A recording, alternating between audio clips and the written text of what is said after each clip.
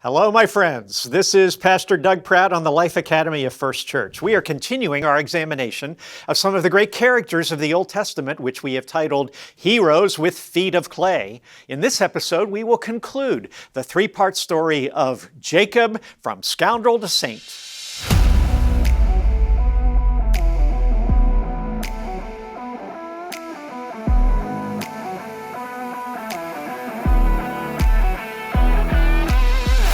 We pick up the action with our hero, the grabber, who was the grandson of Abraham, the father of nations, and son of Isaac, whose name literally meant laughter, for he brought such joy to his parents in their old age. Jacob is now fully grown, a husband and family man, a wealthy and successful businessman and rancher. We began his story with his birth, but now he is likely well into his 40s, entered into solid middle age. Although many parts of his life are prospering, his business partnership with his uncle/father-in-law, Laban, and his cousins is not going well. In fact, the relationship is becoming increasingly toxic and poisonous, with growing rivalry and jealousy and competition, the very human flaws that have ruined partnerships ever since. The situation is not sustainable. Now, at this critical juncture, God speaks again to Jacob in a dream, as he had done 20 years earlier. God's message: Jacob, it's time. Time to return to the homeland I promised you. Time to fulfill your destiny. Jacob shares his vision with his two wives, Rachel and Leah, that is Laban's daughters, and they readily agree that the time has come to separate from their family. Apparently, the strain is widespread. Not only is Jacob alienated from Laban and sons, but the two daughters feel the same alienation from their father and brothers. It is a dysfunctional family indeed, just as Jacob's original family was a mess. So Jacob and his wives begin scheming a secret exit plan. We've witnessed in the sports world of the 20th century some hasty and sneaky exits. In the middle of the night in March 1984, the Baltimore Colts NFL team loaded up moving vans and slipped away from their facility bound for Indianapolis, where their owner had arranged a sweetheart financial deal. Photographs were captured of the vans departing in the night, and the next morning the entire city of Baltimore was enraged by the treachery. Well, that same sense of outrage is understandably what Laban is about to feel as he is deprived of an opportunity to say goodbye to his daughters and grandchildren. But the decision of Jacob to leave so hastily is an indication of the growing hostility and lack of trust that has developed over the past 2 decades. His father-in-law has repeatedly attempted to cheat him. Just as Jacob left his home hastily 20 years earlier, well, he's now doing it again. Well, here are a few details of the exit plan. They choose the time for their escape carefully. Laban and his sons are several days' travel to the north, preoccupied with sheep shearing. In the process of packing up all their belongings, Jacob's wife Rachel steals her father's household gods or idols. The text of Genesis doesn't explain why. But Bible scholars have debated these possibilities. Number one, the idols may have been made of gold or silver and thus valuable. Rachel may have felt that her father had cheated her and her family many times, and this was simply payback. Or two, Rachel may have been influenced by a lingering paganism, which clearly her family practiced, and she may have thought that by possessing the idols, she would gain the favor of the deities they were supposed to represent. Or, third possibility, she may have believed in the ancient pagan mythology that controlling a person's household idols gave you power over them. Whichever explanation is correct, or a combination of them, it was a stupid move that almost backfired disastrously. While Jacob seems to be trusting, at least partially, in the one true God, he may not have done a very good job of discipling or passing on his faith to his family. After the hasty exit, we have the chase scene. Word is sent to Laban of the midnight departure. Jacob and his traveling group have a 3-day head start on the path south, but they move slowly with all the children and tents and possessions and livestock. And Laban, with his sons and hired men, traveling on horseback or on camels, are traveling light and fast. And they catch up to the fugitives on the 7th day. Now comes a warning and a truce. Laban is surprised by a visit from God in a dream, an unmistakable warning from the Almighty that he must not exact revenge or commit violence. Sobered and chastened by what may have been his first encounter with such a powerful God, he approaches Jacob for peace talks. Laban begins by laying out his grievances, which were not illegitimate, including taking his daughters and grandchildren without warning and stealing his idols. Jacob then launches into his defense, listing his grievances. He also makes the blunder of claiming that Laban's accusation about the idols is false and challenging his uncle to find them. To save her skin, Rachel has to lie about what she did. She puts the statuettes under her camel's saddle, climbs on them, and then claims that she can't get down because of menstrual cramps. It was a pretty lame excuse, but it works. Jacob presses his case further. Laban, now on the defensive and knowing that God is watching and listening, proposes a truce. It's not exactly a complete reconciliation, but it's at least a ceasefire agreement. The final resolution comes in a covenant ceremony. Unlike modern business contracts or governmental treaties and peace agreements, which are typically sealed by the signing of documents and the shaking of hands, the ancient world had a different set of elaborate customs that had to be followed to make an agreement binding. The treaty or covenant usually involves some kind of physical marker. In this case, a pile of stones, which would serve as a monument memorializing the agreement, and also a solemn sharing of a meal. This meal often included the butchering of an animal before all witnesses, with both parties passing between the halves of the slaughtered beast to signify the penalty that either side would pay if they broke the agreement.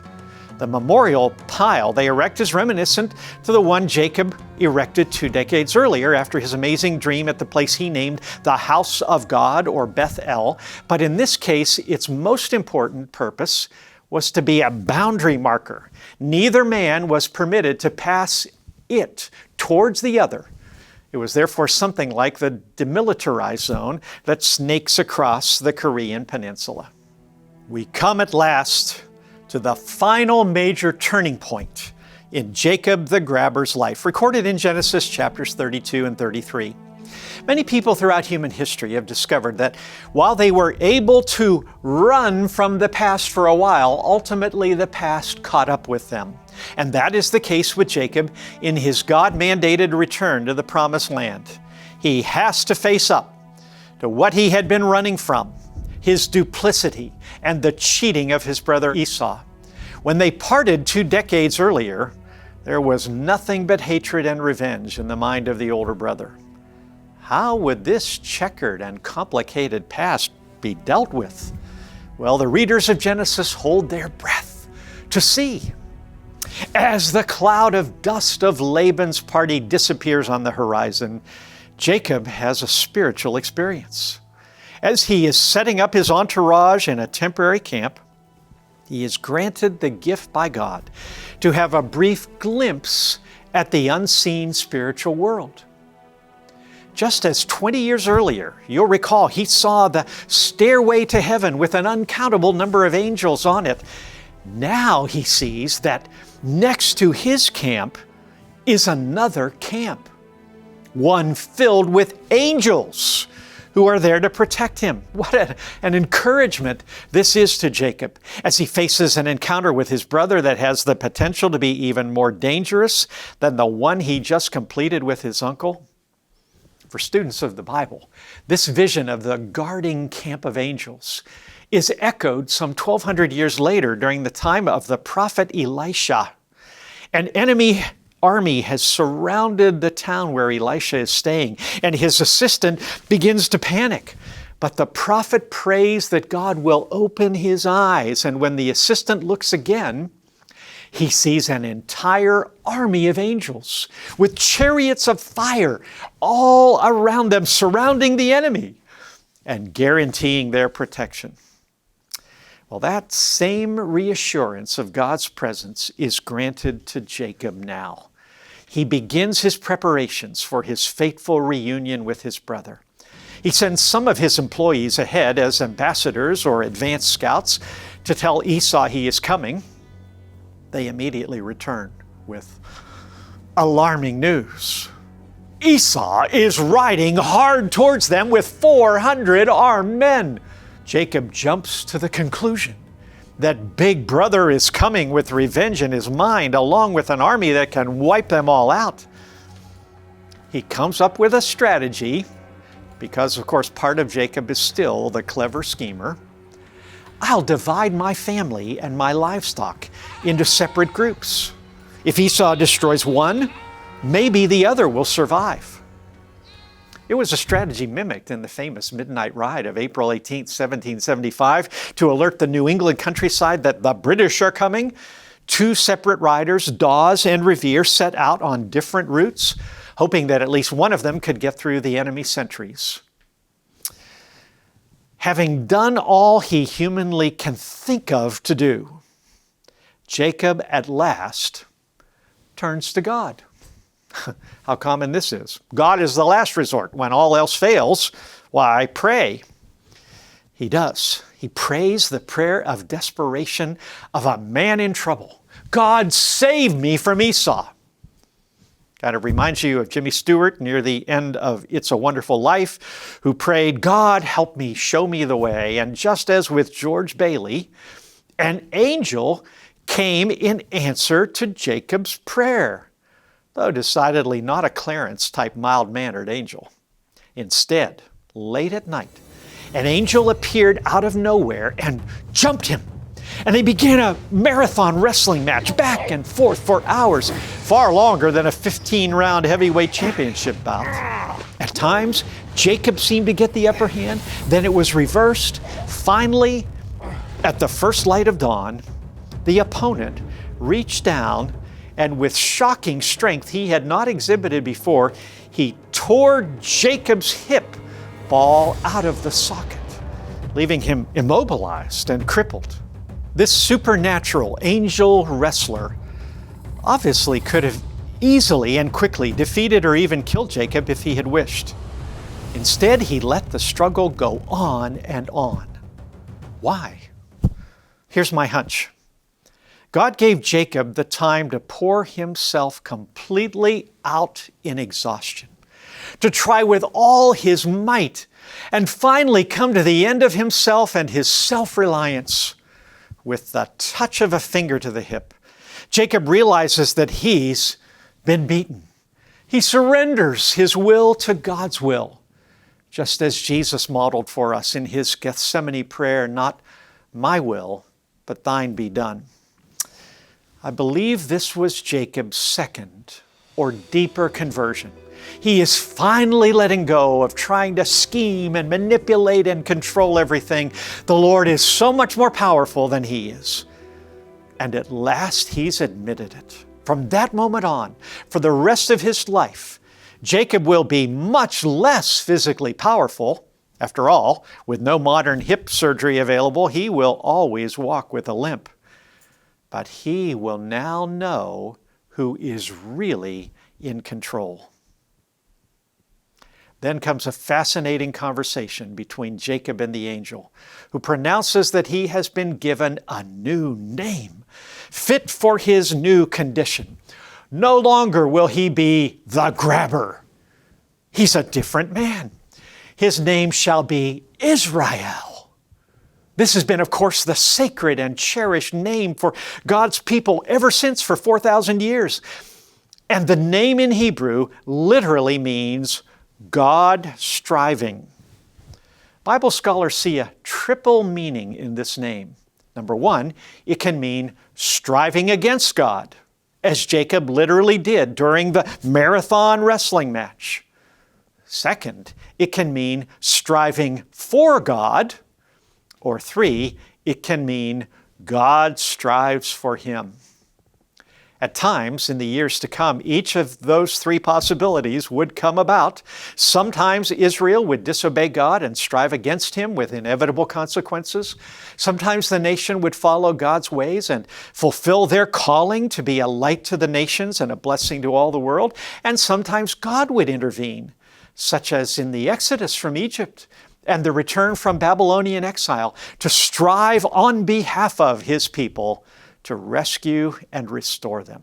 And so we come to the fateful meeting of the brothers. Esau and his 400-man escort are met with wave after wave of Jacob's livestock and then his family. And finally he himself approaches. And in the timeless body language of submission and pleading for mercy, he bows down repeatedly to the brother he cheated so long ago. To his shock and surprise, Esau dismounts, runs to his brother with open arms, and embraces him.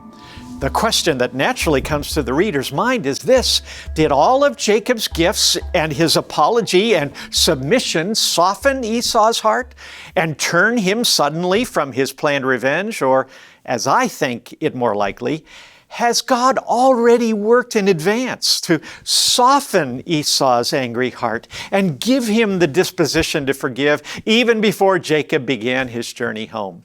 If that is true, then Esau's 400 men were not a vengeful army, but a welcoming party.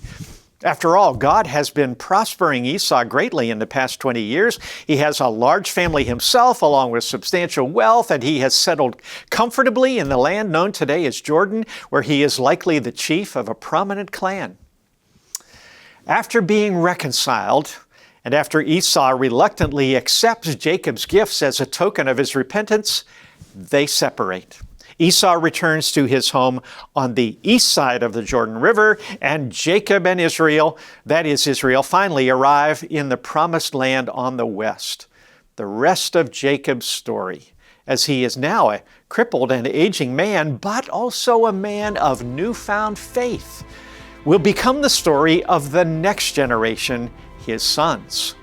Again, we will see a highly dysfunctional human family and the intervention of God to carry out his divine purposes. I hope you'll join us soon for the next episodes in the timeless stories of heroes with feet of clay.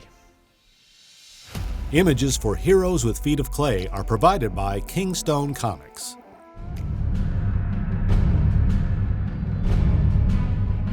The best-selling book of all time. Now, the most complete graphic adaptation of all time. Action, adventure, romance, doctrine, history, the future. The Kingstone Bible. Own it today. The Kingstone Bible and Kingstone Comics, available at the First Church Book Center or online at kingstone.co.